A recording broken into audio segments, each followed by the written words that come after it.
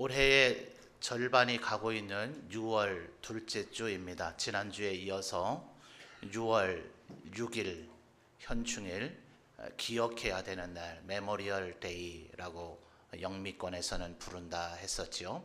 그래서 그런 개념 속에서 우리의 신앙생활의 전반기를 좀 되돌이켜 보면서 우리들이 무엇을 더 기억해야 될 것인가 하는 그런 주제들을 6월 한 달 동안은 좀 생각해 보려고 합니다. 오늘은 그 두 번째 주제로서 오늘 여러분이 읽은 본문 말씀 7장 6절을 보면 너는 여호와 네 하나님의 뭐라 그러죠? 성민, 그렇죠? 그래서 주보랑 또 여러분 지금 화면 앞에 보면 제목을 일부러 한자를 병기를 했습니다. 거룩한 백성이다 하는 뜻이죠. 그리고 나서 6절 이어지는 말씀을 계속 보시면 네 하나님 여호와께서 지상 만민 중에서 너를 자기 기업의 백성으로 그다음 뭐 하셨다 하죠? 택하셨다. 선택이죠. 그래서 선택된 백성, 그래서 일명 선민이라고 합니다. 그래서 우리들이 하나님 앞에 거룩한 백성, 성민, 선택된 백성, 선민이라고 하는 것을 다시 한번 기억하고 새겨보는 그런 시간을 가지고자 합니다. 여러분 지난 목요일 6월 9일에 좋으셨어요? 대답 소리가 적은 거 보니까 대답 한 분만 그날 오셨나 봐요. 감사하게도 그날 우리 예배당 본당은 정말 입추의 여지가 없다 그러죠. 송곳 하나 꽂을 틈 없이. 그건 아닌가요, 그죠? 제 옆에도 송곳 꽂으면 되긴 되겠다, 그렇죠? 뭐 그럴 정도로 가득 차기는 한 것 같아요. 우리 가을에 전도 집회할 때처럼 가득 차고 저기 모자실에도 가득 그렇게 찬고 또 중간에 뒤쪽에 우리 밑에 기도실에 있는 의자까지 끌어올려서 자리를 마련해야 될 정도로 가득 차서 참 감사하긴 했어요. 근데 오늘은 꽃이 약간 달라지긴 했는데 그날 제가 이쪽 제일 끝 의자에 앉았는데 이 꽃에 가려가지고 너무 제가 이렇게 기웃거리는 모습을 보이면 우리 성도님을 비롯한 예배드리러 온 분들이 은혜가 안 될 것 같아서 자제하긴 했습니다만 저는 우리 교회 성도들 찾느라 여념이 없었어요. 근데 조금 제 마음에는 좀 아쉽습니다. 좀 더 많이 모였으면 우리 좀 더 많은 우리 성도들이 특별히 우리 교회 성도들이 좀 은혜 받았었으면 하는 그런 생각이 많이 들더라고요. 그날 복에 대한 얘기 많이 들었죠? 첫째는 뭐였어요? 예배하는 자가 받는 복인데 아나의 복을 주신다 하셨고 또 전무후무한 복을 주신다 하셨고 마카의 복을 주신다 하셨잖아요. 그죠? 얼마나 좋아요. 저는 그날 저녁에 이미 복을 받은 듯한 그런 기분이 많이 들더라고요. 여러분 우리 예배 시간마다 많은 은혜와 축복을 받을 수 있는 기회가 분명히 있을 것입니다. 근데 저는 그날을 참 감사하고 중하게 여기는 것은 우리 장로님들께서 목사님들 굉장히 지금 자극이 될 것 같아요. 시기독교 장로회에서 이 일을 주관하시고 추진하셨다는 거죠. 얼마나 감사한지 모르겠어요. 이러면 목사님들이 더 경각심을 가지고 이제 우리가 무엇을 해야 될 것인가 굉장한 자극이 되었을 것 같아요. 그래서 저는 이것이 기폭제가 되고 촉발제가 되어져서 우리 문경과 점촌에 은혜 받고자 하는 그런 모임의 자리가 더욱더 많아지게 되면 좋겠습니다. 여러분 그 일에 언제나 특별히 올해는 우리 황경학 장로님께서 그 회를 이끄시는 회장님이셔서 사실은 회장님이 누구냐에 따라서 그 해에 그 회의 방향이 어느 쪽으로 움직여지는가가 사실은 조금 좌지우지 되거든요. 그래서 우리 장로님께서 그 일을 주관하시고 또 주동하시고 그 일을 이끌어내셔서 이런 많은 열매를 만들어냈다 하는 것이 참 감사한 일이고 그 일이 우리 교회 예배당에서 이루어졌다는 것이 저는 참 감사하고 의미 있는 일이라고 생각합니다. 여러분 언제나 우리 문경과 점촌의 영적인 분위기를 주도해가고 하나님 앞에 은혜 받는 일에 우리 교회 성도들이 늘 앞장서 주시기를 주님의 이름 부탁을 드립니다. 여러분 볼 때 저 왼쪽 편에 있는 현수막에 있는 표 점촌의 빛 뭐예요? 예수 그리스도. 점촌의 소망이 어디예요? 맞습니까? 아멘입니까? 우리 교회가 이 점촌에 있으므로 우리 점촌은 소돔 고모라 같이 되지 아니하고 하나님의 은혜가 축복이 흘러넘치는 도시가 될 것이라고 여러분 믿습니까? 저는 그렇게 되리라고 소망합니다. 능히 그렇게 될 수 있으리라고 믿습니다. 우리 성도들이 언제나 그런 일에 앞장을 쓰시면 좋겠다 싶은 생각이 있습니다.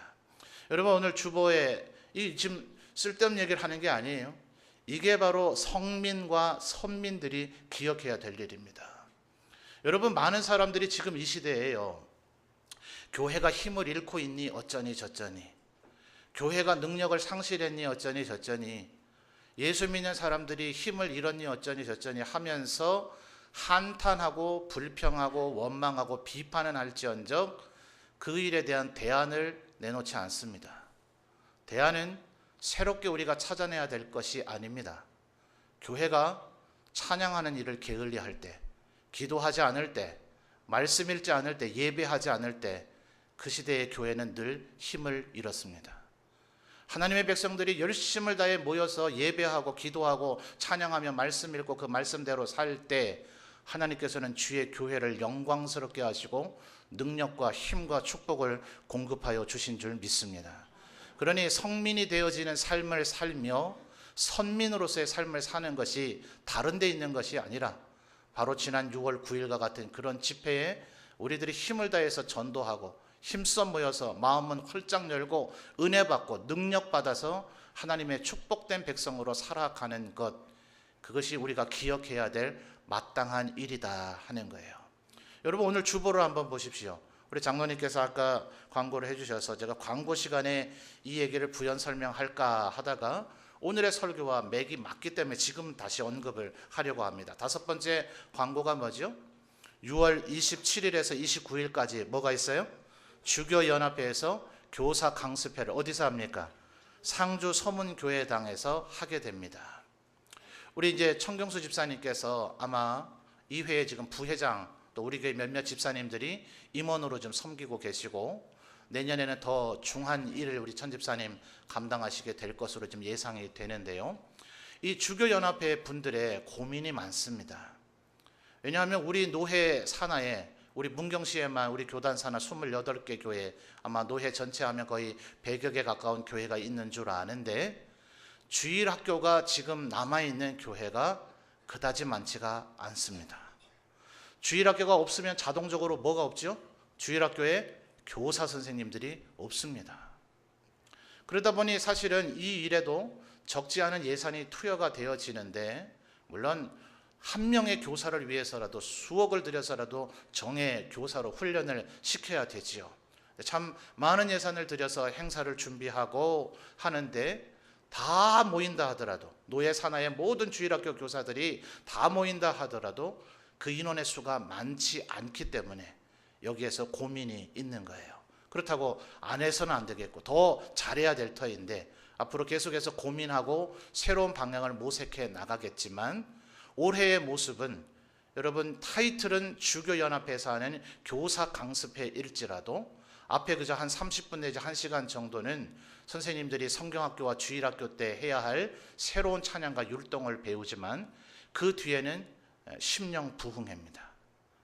교사 선생님만 들어야 되고 다른 분들은 들으면 무슨 큰일 나는 그런 얘기 아니라 오히려 우리 노예 산하의 모든 분들이, 그래서 한번 따라 합시다. 나는 잠재적 교사입니다. 여러분, 맞습니까? 맞습니까? 여러분, 하나님께서는요, 정예 교사에게 여러분의 자녀를 위탁해서 가르치라고 얘기하신 적이 한 번도 없습니다.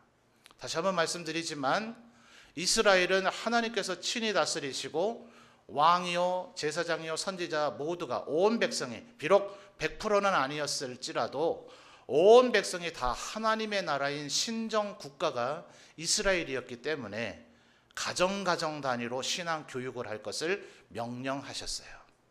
그런데 지금 전 세계에 있는 모든 나라들은 어떻습니까? 그런 나라는 사실 거의 없죠. 정말 우리 가정들만 하더라도 온 가족, 온 집안, 온 가문이 다 예수 믿는 집은 아직도 여전히 흔하지 않습니다. 그러니까 가족 가운데도 다 예수 믿지를 않으니 가정에서 온전한 신앙교육이 될 수 없기 때문에 교회가 그것을 조금 일정 부분 위탁해서 하는 주일학교의 개념이 근세기에 뿌리를 내리게 된 거예요. 그러나 가장 하나님께서 원하시는 성경적인 모델은 가정에서, 왜냐하면 주일학교 선생님이 그들과 늘 합숙할 수가 없기 때문에, 늘 24시간 그 아이들과 함께 생활할 수가 없기 때문에 삶의 매 순간마다 밥 먹을 때나 놀 때나 학교를 다닐 때나 학원을 다닐 때나 그 어떤 순간에서든지 계속해서 우리의 거룩한 삶에 대한 교훈이 보여짐으로써 나눠져야 되기 때문에 가정이 원래는 교육의 큰 줄기가 돼야 된단 말이에요. 그러니 이 자리에 있는 우리 모두가 함께 은혜 받는 것이 어쩌면 진정한 교사 강습회에 일런지 모릅니다. 여러분, 강사로 누가 오신다 그래요? 이상민 목사님, 대구의 서문교회 이상민 목사님 오시는데, 이분 또한 지난 목요일에 오셨던 이승희 목사님 못지않게 아주 은혜가 풍성한 분이십니다. 우리 이승희 목사님 조금 우스갯소리를 하려고 좀 욕도 좀 섞어주고 하셨는데, 이상민 목사님은 안 그러신 줄로 제가 알아요. 그래서 여러분, 이때 좀 우리 성도들이 주교연합회에서 당부가 있습니다. 가능한 우리 성도님들, 교사 아닌 성도님들도 좀 많이 와서 함께 은혜 받는 시간이 되면 좋겠다고요. 여러분 어떠세요? 내년쯤에는 이런 주교 교사 강습회도 우리 교회 예배당에서 하면 좋지 않을까요? 맞습니까? 네, 올해는 일단 우리가 상주로 한번 가주자고요. 가서 좀 은혜를 받고 그 다음부터는 이런 일도 우리 교회가 좀 중심이 돼서 다 우리 교회로 와라, 우리 교회에서 은혜 받고 가라, 이렇게 베풀고 나눠주는 우리 교회가 되었으면 좋겠습니다. 여러분, 이 성민과 선민이라고 하는 말이요, 오늘날에는 굉장히 사실은 조금 안 좋은 의미로 많이 씁니다. 자, 제가 오죽하면 여러분들이 혹시나 모를 분이 계실 것 같아서 성민, 거룩한 백성, 선민, 선택된 백성이라는 한자까지 병기를 했어요. 왜 그럴까요? 요즘은 이 단어 잘 안 써요. 이 단어를 쓰는 것 자체가 왠지 고루해 보이고 조금은 뭐랄까요, 복고풍 같은 그런 느낌을 갖는 그런 의식들이 있기 때문에 그래요. 심지어 선민의식이라고 하는 단어, 선민의식을 나중에 여러분 예배 마치고 또 지금 이 시간에 스마트폰 꺼내서 검색하고 이러지 마시고요, 예배 마치고 나서 사전 같은 것을 한번 찾아 검색을 해보세요.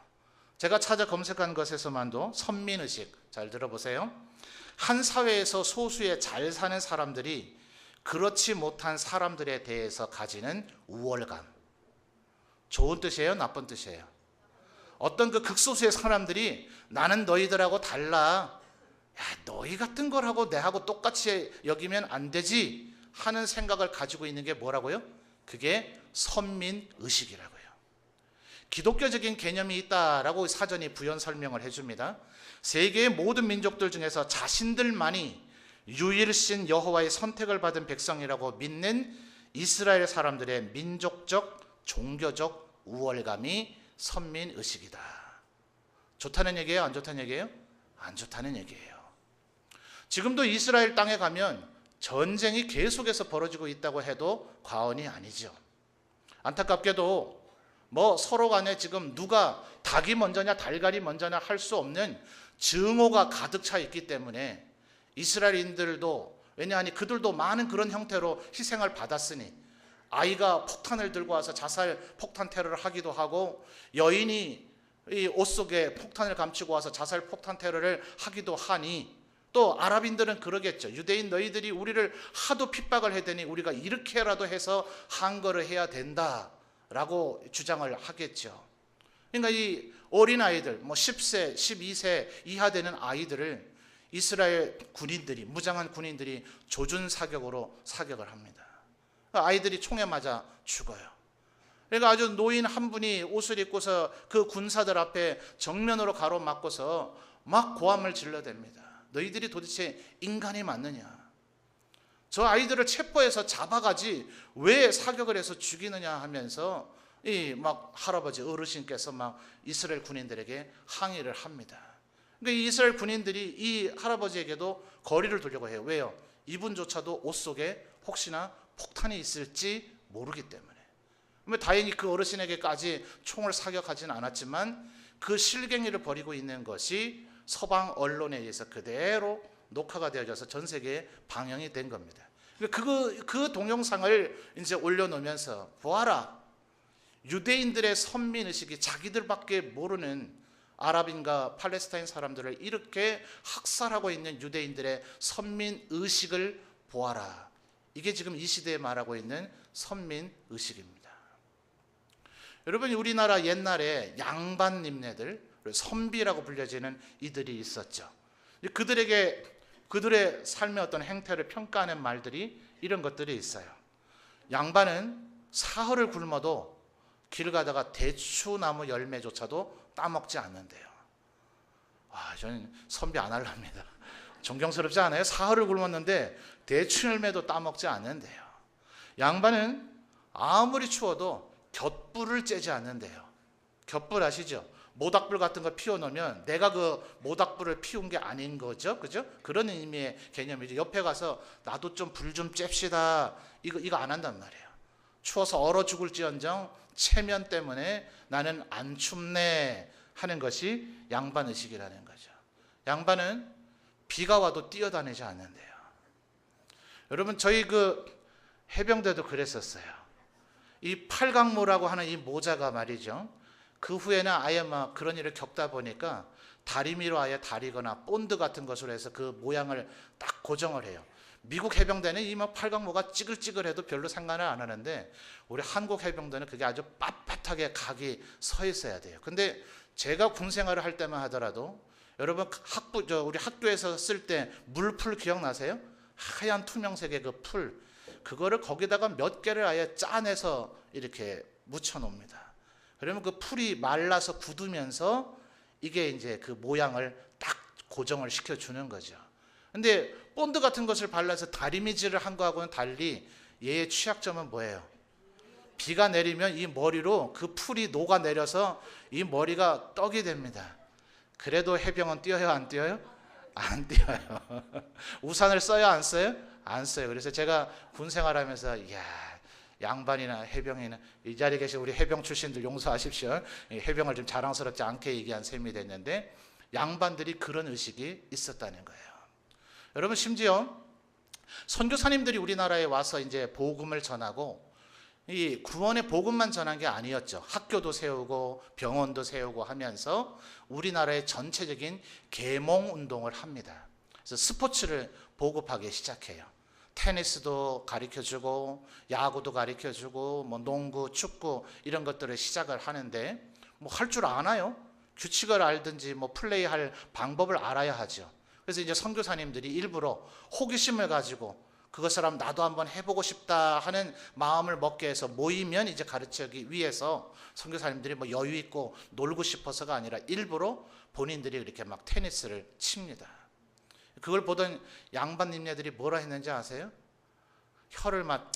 이렇게 혀를 차시면서 한심스러운 놈들, 저런 건 종놈들이나 시킬 것이지 저걸 직접 하고 있냐고요. 무슨 얘기인지 모르시겠어요?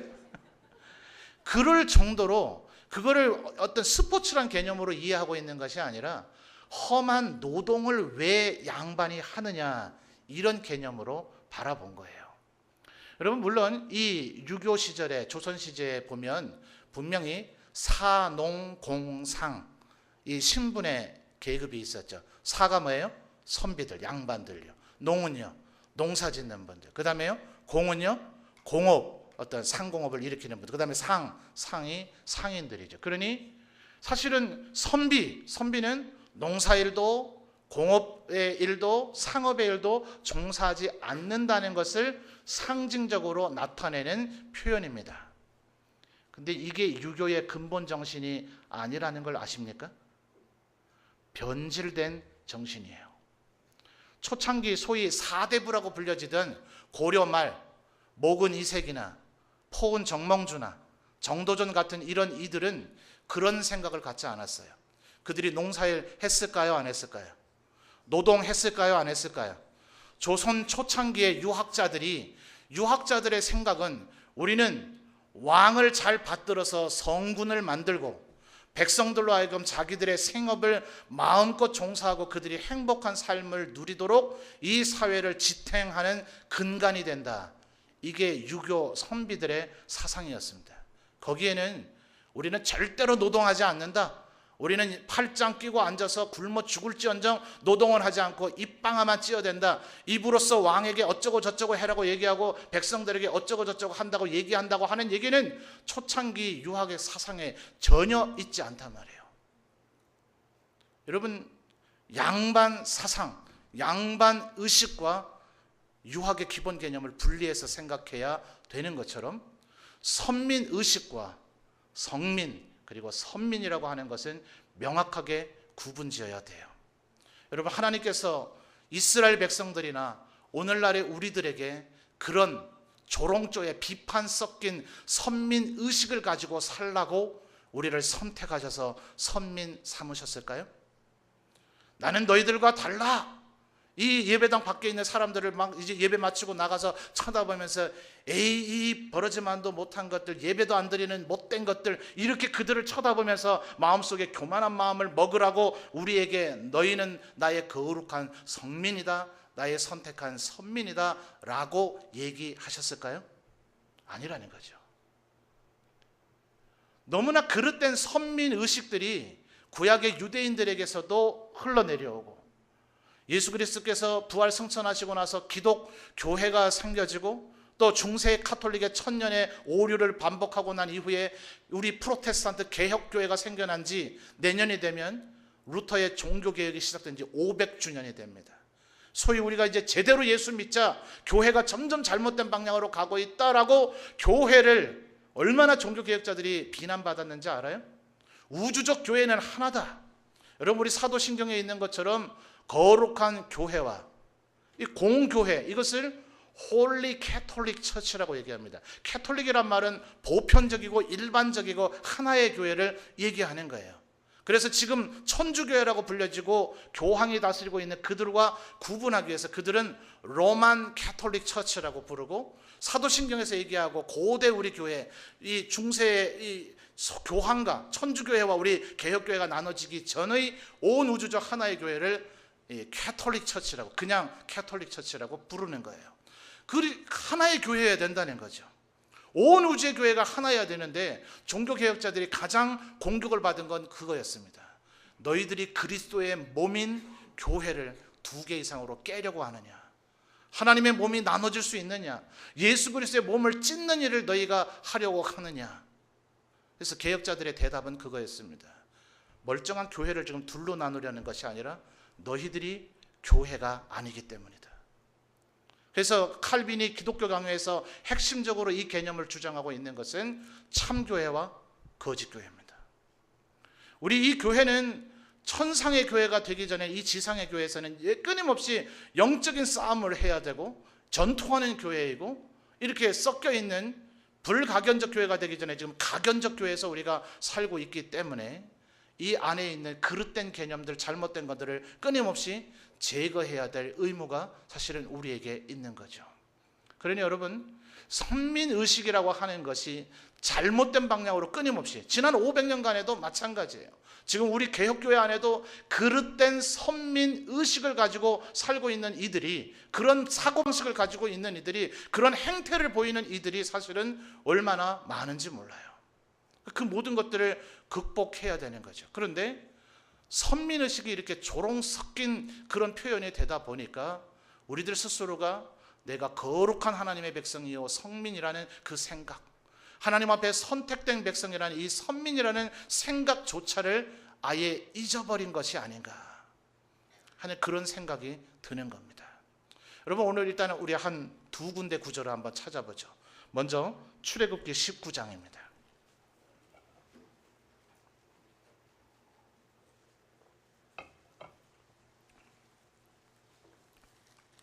출애굽기 19장 4절에서부터 6절까지의 말씀을 보겠습니다. 출애굽기 19장 4절에서 6절 찾으신 분만 아멘요.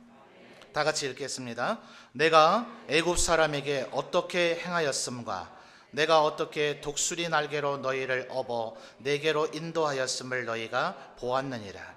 세계가 다 내게 속하였나니 너희가 내 말을 잘 듣고 내 언약을 지키면 너희는 모든 민족 중에서 내 소유가 되겠고 너희가 내게 대하여 제사장 나라가 되며 거룩한 백성이 되리라. 너는 이 말을 이스라엘 자손에게 전할지니라. 아멘. 자, 여러분 여기에서 보면 5절 하반절에 내 무엇이 된다 그러죠? 소유가 된다. 모든 민족 중에서 내 소유가 된다라고 얘기를 하셨으니 이 또한 뭐 한 거죠? 선택하신 거죠. 그 다음 6절을 보시면 너희가 내게 대하여 무슨 나라가 됩니까? 제사장 나라가 되며 그 다음에 뭐가 되죠? 거룩한 백성이 한자 두 글자로 표현하면 뭐예요? 이게 바로 성민이란 말이에요. 자, 그러면 선민이라는 개념, 내 소유가 되겠고와 거룩한 백성, 성민이라는 사이에 놓치지 말아야 할 또 하나의 중요한 개념이 있었죠. 무엇이라고요? 제사장 나라가 되겠고라는 것입니다. 그런데 자동적으로 이게 되는 것이 아니에요. 전제 조건이 있었어요. 5절 상반절을 다시 한번 볼까요? 세계가 다 내게 속하였나니 너희가 그 다음 뭡니까? 내 말을 잘 듣고 그 다음에요 내 언약을 지키면이 뭐예요? 조건이죠. 자, 이 하나님의 말씀을 잘 듣고 하나님의 언약을 지키지 않으면 성민이 돼요? 못 돼요? 못 돼요. 선민이 돼요? 못 돼요? 못 돼요. 제사장 나라가 될 수 있어요? 없어요? 없어요. 자, 여러분 이 제사장 나라라고 하는 이 개념, 소유, 거룩한 백성이라는 특징적인 어휘들 기억하십시오. 기억하고 한 구절을 더 보겠습니다. 다시 한번 내 소유 따라합시다. 내 소유, 제사장 나라, 거룩한 백성. 자, 얼른 까먹기 전에 신약성경 베드로 전서 2장 9절로 가봅시다.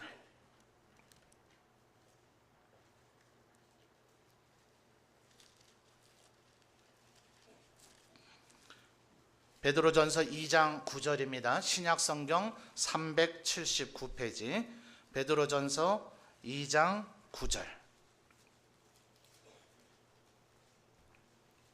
신약 379페이지 베드로전서 2장 9절입니다.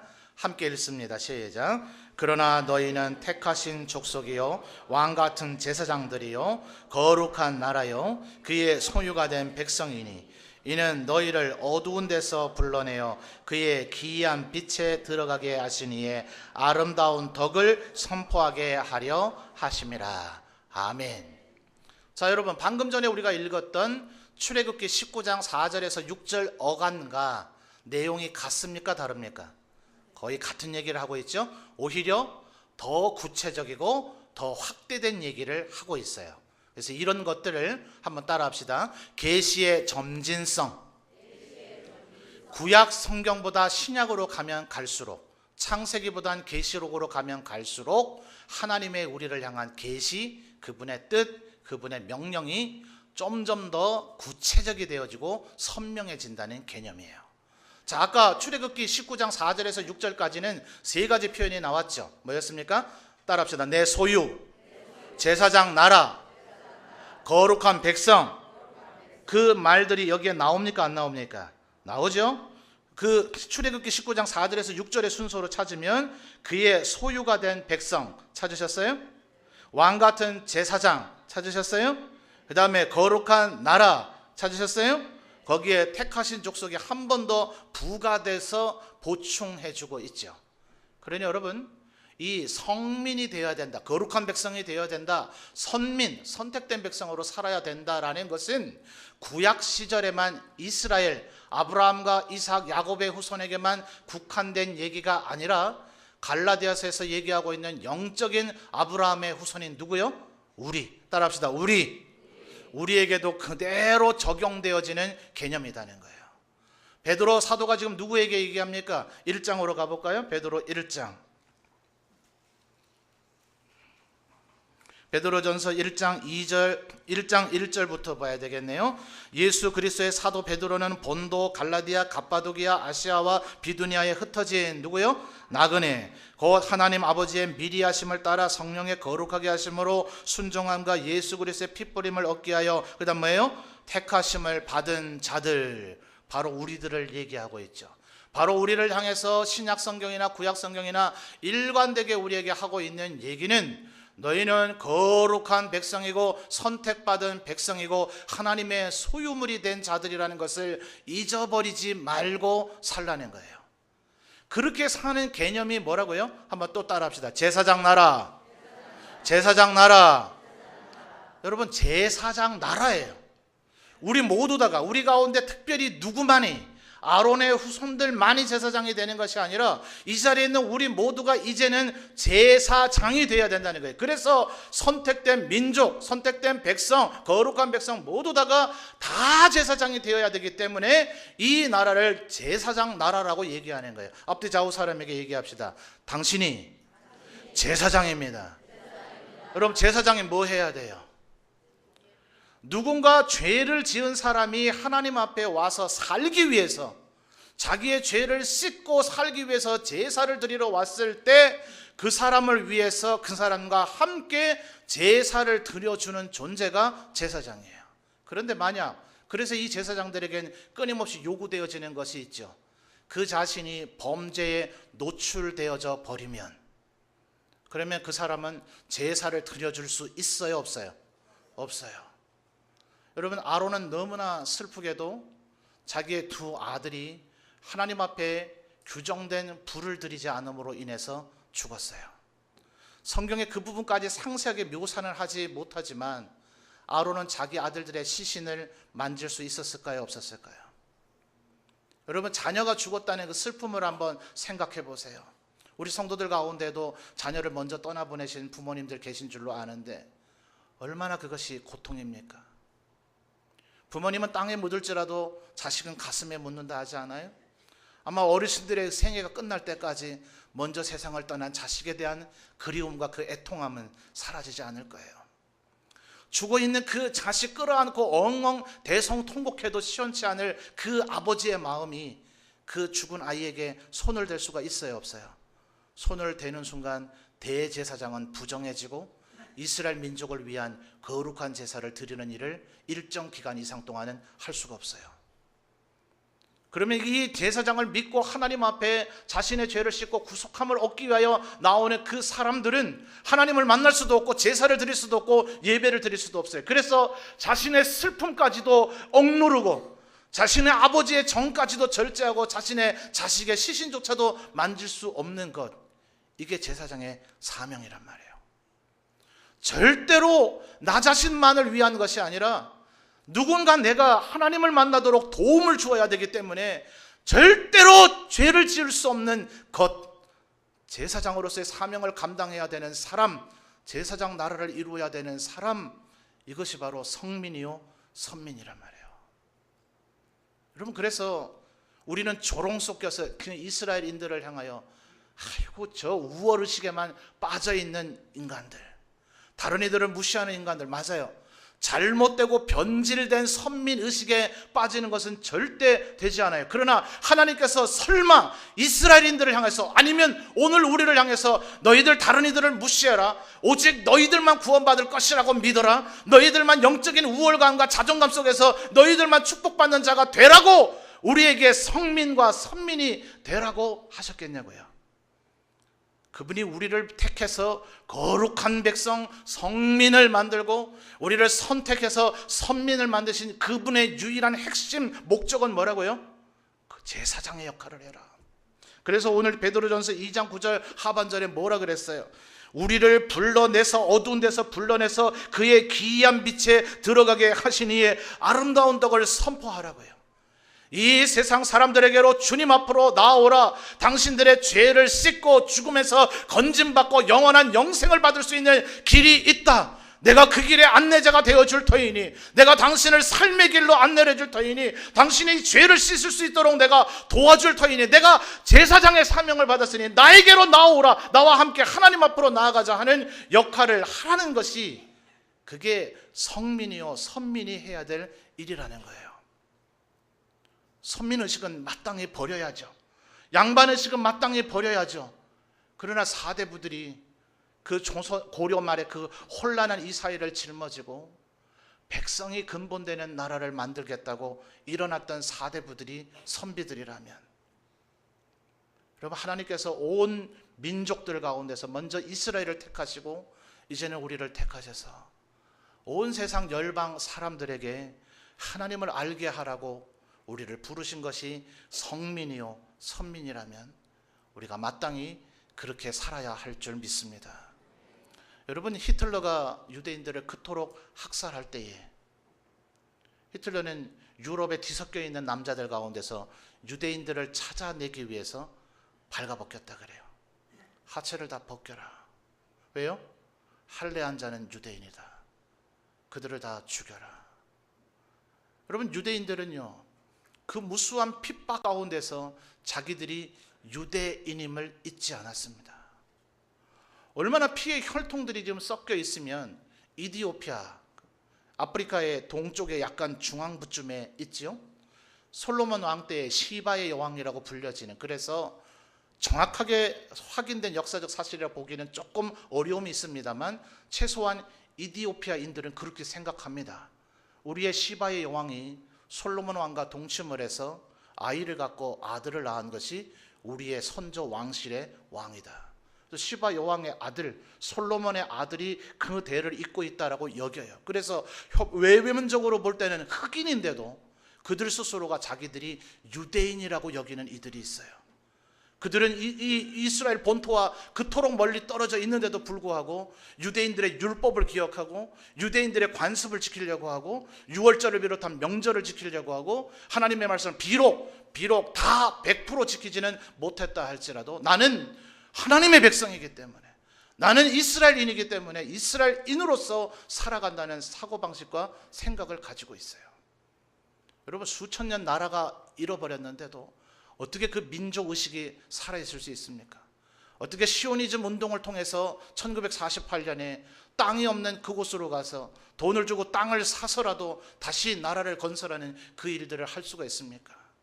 그들이 비록 여전히 예수 그리스도의 은혜를 모르고 그들이 율법을 지킴으로써 행위로 구원을 얻고자 한다 할지라도 그들에게서 우리가 놓치지 말아야 되는 것은 최소한 그들이 나는 하나님이 선택한 거룩한 백성이고 하나님이 선택한 자라고 여기기 때문에 온 세상 사람들이 다 하는 일을 나는 그것은 할 수 없다고 안 하더라는 거예요.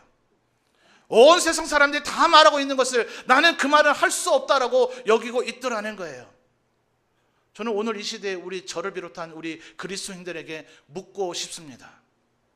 우리들이 혹시 예수 그리스도의 보혈의 은혜로 말미암아 구원을 받았기 때문에, 값없이 은혜의 선물로 말미암아 구원을 받았기 때문에, 지금 너무나 마음껏 자유롭게 하나님을 예배할 수 있기 때문에 오히려 우리는 세상 사람들과 구별됨이 없이 도무지 우리를 거룩한 백성이다, 선택된 자들이라고 말할 수 없는 삶의 자세를 가지고 혹시 살아가고 있는 것은 아닌가 말입니다. 하나님께서 우리에겐 그 모습 보시자고 그렇게 하셨을까요? 내가 너를 거룩한 백성으로 선택했지만 너는 네 마음대로 살거라. 내가 너를 선택했지만 너는 네 마음대로 살거라. 우리에게 그것을 원하셨을까요? 아니요. 우리 아버지 하나님께서는 우리에게 내가 너를 선택했으니, 내가 너를 구별하여 거룩한 백성을 만들었으니 이 온 세상 열방에게 하나님의 백성은 어떻게 사는가를 좀 보여주라. 너를 통하여서 내가 영광 받기를 원한다. 내가 너를 사랑한다. 이것이 하나님께서 우리에게 주신 말씀이 아니겠느냐 하는 것입니다. 사랑하는 성도 여러분, 우리들이 절대로 선민의식 같은 우월감에 빠져서는 안 될 것입니다. 그러나 하나님께서 우리를 거룩한 백성, 선택된 백성으로 부르신 그 부르심을 기억하여 온 세상 사람들이 구별할 수 있도록, 느낄 수 있도록 거룩한 백성으로, 선택된 백성으로 살아가시는 저와 여러분이 되시기를 주님의 이름으로 부탁합니다.